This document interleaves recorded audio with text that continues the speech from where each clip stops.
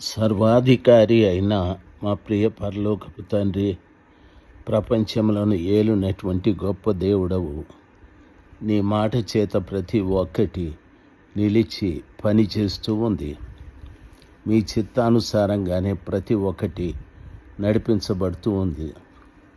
నీ కృపలో ప్రతి బిడ్డను జ్ఞాపకం చేసుకోనండి.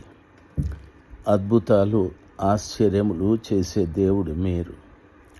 మీ అద్భుతమైనటువంటి కార్యములను ప్రభా మీ పిల్లలమైన మేము అనుభవించటానికి కృపను దయచేయమని ప్రార్థిస్తున్నాను. శాశ్వతుడైన దేవుడు మీరు, లోకరక్షకుడవైన పరమ తండ్రి మీరు.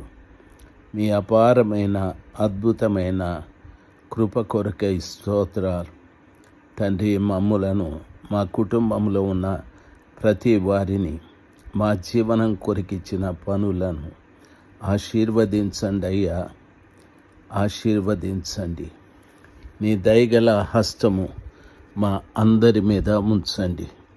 మీ యొక్క కరుణా హస్తము మా అందరికీ తోడుగా ఉండి నడిపించనివ్వండి తండ్రి. మీరెంతైనా నమ్మదగిన దేవుడు. అడుగుడి మీకు ఇవ్వబడునని చెప్పారు. మా హృదయపూర్వకంగా ఈ ఉదయకాలం అడిగింది మేము నమ్ముతున్నాం, పొంది ఉన్నామని నమ్ముతున్నాము తండ్రి. యేసు ప్రభు నామంలో ప్రార్థిస్తున్నాను ప్రభువా, ఆమెన్, ఆమెన్.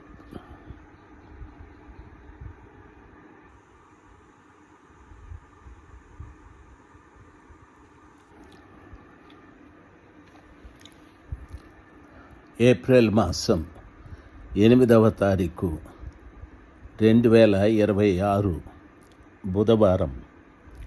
నెహెమ్యా గ్రంథము 7వ అధ్యాయం 65వ వచనం.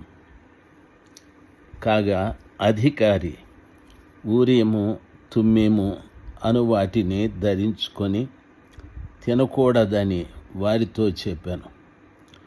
ప్రియులారా, యాజకుడు ధరించేటటువంటి ఊరీము తుమ్మీము అధికారి ధరించాడు.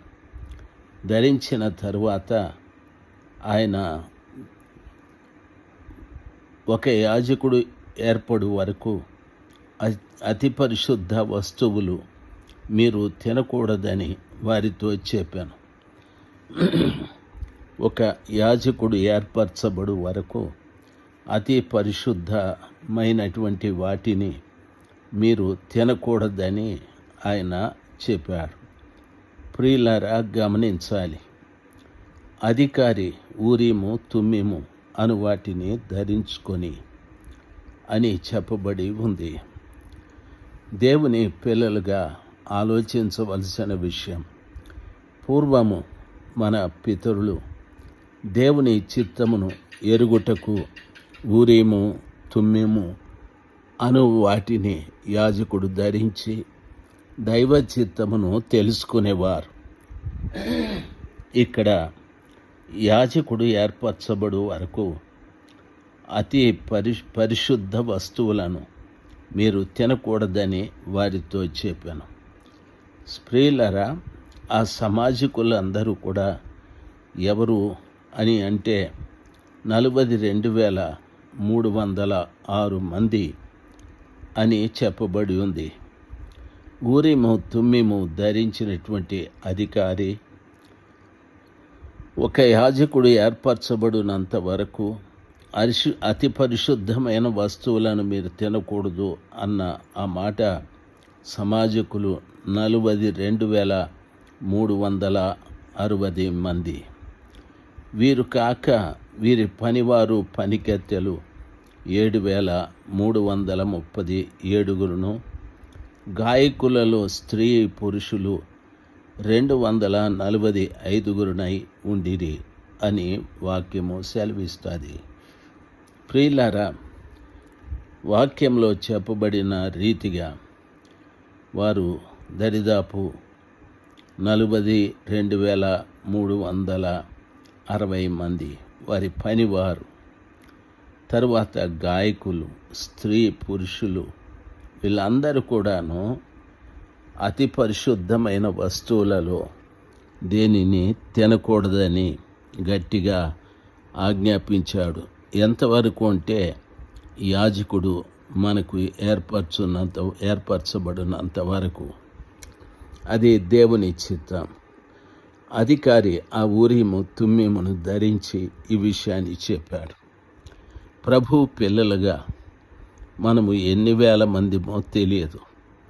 అయితే ఊరీము తుమ్మీము ధరించిన అధికారి అతి పరిశుద్ధ వస్తువులను ఒక యాజకుడు మనకు ఏర్పరచబడినంత వరకు మీరు తినకూడదు అని చెప్పారు. దీన్ని కాస్త మనము ఆత్మీయంగా ఆలోచన చేద్దాం. సంఘంలో ఒక విధంగా అతి పరిశుద్ధమైనవి తినకూడనివి ఏవి అంటే ప్రభుల వారి యొక్క శరీరం, ప్రభుల వారి యొక్క రక్తం. ఇవి రెండు అతి పరిశుద్ధమైనవి. ప్రభువుల వారి యొక్క శరీరం అంటే రొట్టె, రెండవది ఆయన రక్తం, ద్రాక్షరసం. ఈ రెండింటిని మనము చాలా సులభంగా తినేస్తూ ఉంటాం. పౌలు గారు చెప్పారు, ఇందులో యోగ్యులెవరో అయోగ్యులెవరో దీనిని భుజించినప్పుడు మీరు యోగ్యంగా దీన్ని భుజించాలి. అయోగ్యంగా భుజిస్తే ఆ రీతిగా అయోగ్యంగా భుజించి కొందరు రోగులైరి, కొందరు చనిపోయిరి అని చాలా గట్టిగా చెప్పాడు. ఈ రోజున వాక్యం వింటున్నటువంటి బిడ్డలం, మీ కుటుంబంలో లేక మీ సంఘంలో ఎంతమంది ఉన్నారో ప్రభుని ఎరిగిన వారు, ఎంతమంది దేవుని ఆరాధించేవారు ఉన్నారో, కుటుంబంలో ఉన్నటువంటి భార్య, భర్త, 2-3 పిల్లలు, మీరు అతి పరిశుద్ధమైనది తినకూడదు. అది దేవుని చిత్తం. ఎప్పుడు తినాలి అంటే మనకొక్క యాజకుడు కావాలి. మనకొక్క యాజకుడు కావాలంటే మన యాజకుడు, ప్రధాన యాజకుడు యేసు ప్రభుల వారు.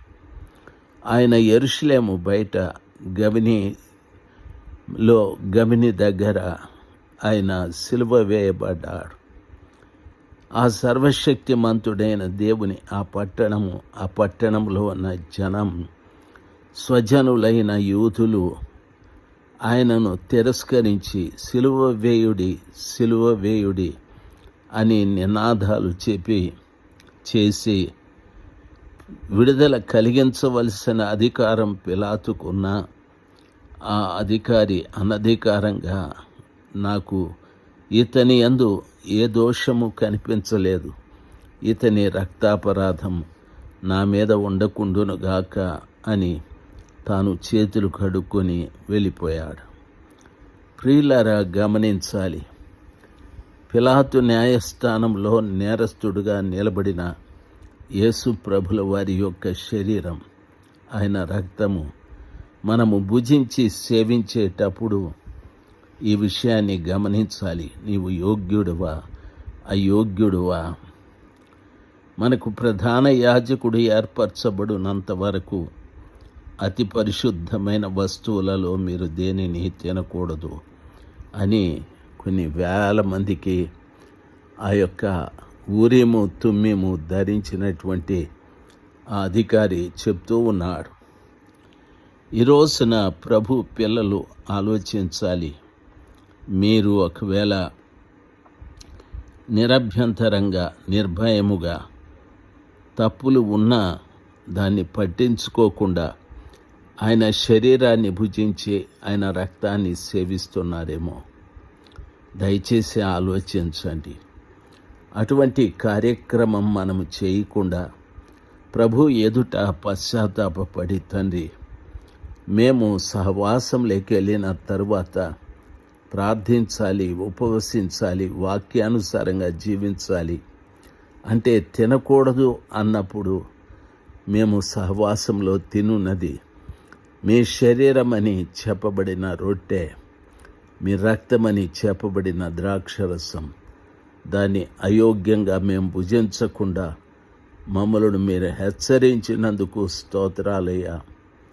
దయచేసి మా పట్ల కనికిరాన్ని చూపెట్టండి, మిమ్మల్ని యోగ్యులుగా చేయండి. యేసు ప్రభు నామంలో ప్రార్థన చేసి వేడుకుంటున్నాను తండ్రి. Amen, amen. 65వ వచనం పూర్తయిపోయాది.